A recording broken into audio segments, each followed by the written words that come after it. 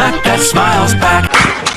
IGN gave us several videos last month for Gotham Knights, and we learned a lot of new information. But how much did IGN show off? Stick around and where we go over everything IGN showed us last month in August for Gotham Knights. Before I talk with you idiots, comment down below on what your favorite video from IGN was, like the video if you enjoy, and subscribe for more Gotham Knights content, and if you don't subscribe then we won't get another villain revealed before the game comes out. It's been just over a week since we got all of that news from Comic-Con, and then we got news that IGN will be talking about the game next. That's just what we were looking for, guys, and damn did IGN deliver. They start off with probably the best video in my opinion with the 16 minutes of gameplay for Batgirl. We haven't seen gameplay for the game in months. It was gameplay for Batgirl, someone we haven't seen gameplay for in like 2 years, and it was apparently the first 16 minutes of the game, so that's kind of important. That gameplay knocked it out of the park in my opinion. I loved it. We learned of Kirk Langstrom, aka Man-Bat for all of you idiots out there. Okay, I'm playing. We learned that he's in the game, and I don't think he's actually dead, so hopefully we get to see Man-Bat for real later in the game. We saw the Freaks again, and this gameplay led me to believe that the Freaks are actually Harley's goons rather than Anarchy's. We got to see how much detective work we got to put in the game for the investigations, which looks amazing. We got to hear some shitty and cringy dialogue from the goons, which was kind of funny, stupid, and random as fuck, but it's the Freaks, so I guess it fits them. And we got to see some more of Batgirl, which was pretty great to see. We did get to see some more of that wobbly bubbly action in the back as well, but I'm just thinking of the gameplay right now. It actually looks pretty good, not gonna lie. I'm just so pleased that we finally got to see some more gameplay. I loved it. Then we got to see the video going over the several suits for the Knights in the game, and that was pretty great as well. We got a lot more information in regards to how customizing works and how appearances will work in the game, but if I'm being completely honest, I'm still pretty confused on how all that works. And I do have a video going over that IGN First video, but I still haven't gotten a chance to finish it because of all this news, so hopefully I can get that video out to you guys as soon as possible. All it's gonna be is basically me talking about the suits that were showed off in the IGN video. Next up, we got the video showing off Gotham City and our new look at what the map looks like, and it looks great, guys. It really does. I like it a lot. We got to see all of the boroughs for the game: North Gotham, New Gotham, Downtown Gotham, Historic Gotham, and Lower Gotham. We got to see all of those along with the 5 families of Gotham who are controlling these boroughs. The Arkhams for North Gotham, the Waynes for New Gotham, the Elliots for Downtown Gotham, the Kanes for Historic Gotham, and the people who saw my video covering the map heard me think of Kane as in Cassandra Kane rather than Kate Kane. I don't know why I thought that. I'm fairly confident now that they were referring to Kate Kane instead. I'm 98% sure they were talking about her. I looked it up as well, and apparently Kate Kane's dad was rich, which I wasn't aware of at the time, so yeah, that lines up with one of the old 5 historic rich families of Gotham. It makes more sense for it to be Kate Kane's dad or ancestor rather than it being one of Cassandra Kane's ancestors. We did get to see quite a bit of what the atmosphere of the city looks like, and I still think it looks great. I love it. A lot of places that they showed off made me feel like, yeah,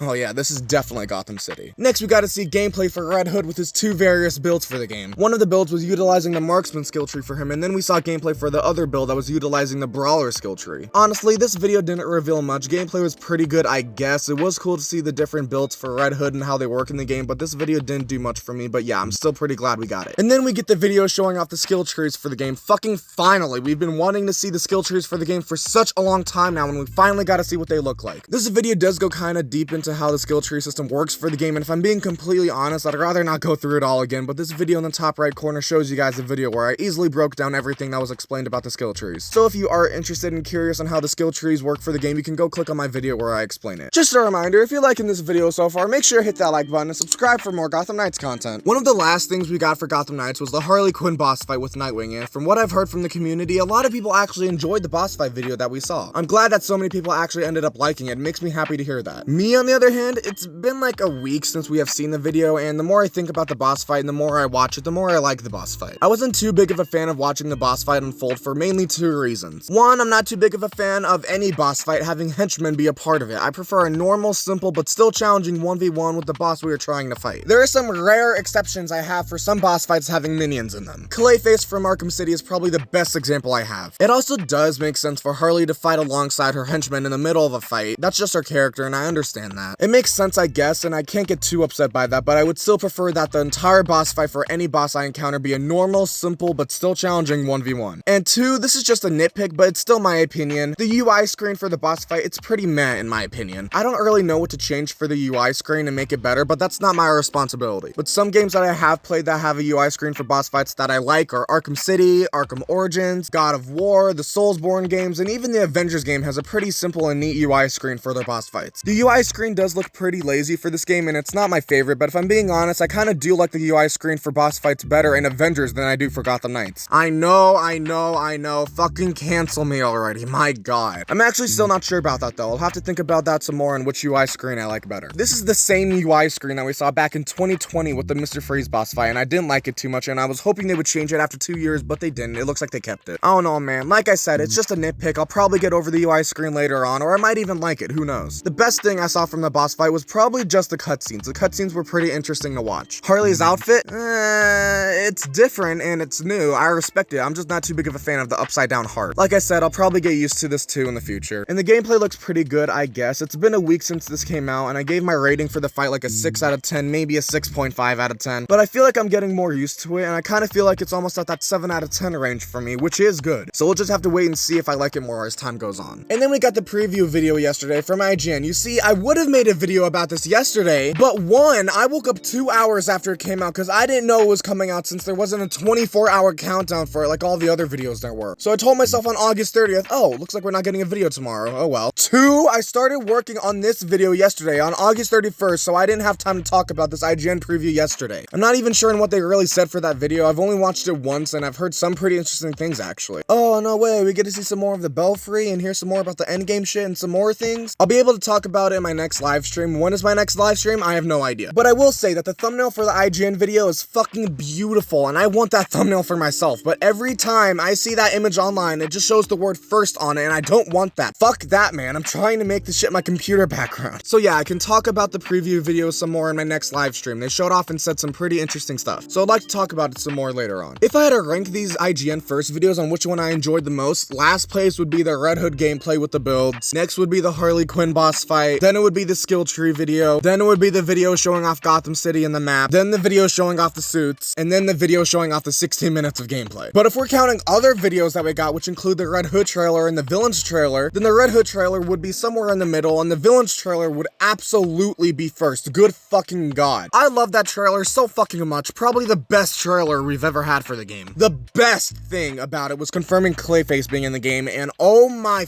fucking god. Clayface looks so goddamn fucking amazing, and I cannot wait to interact with him in the game. This trailer made me so fucking excited for him. Like, guys, if Clayface was a woman, then I'd probably fucking the shit out of Clayface just because of how amazing looking they are and how much more excited I am for him in the game. Stop it.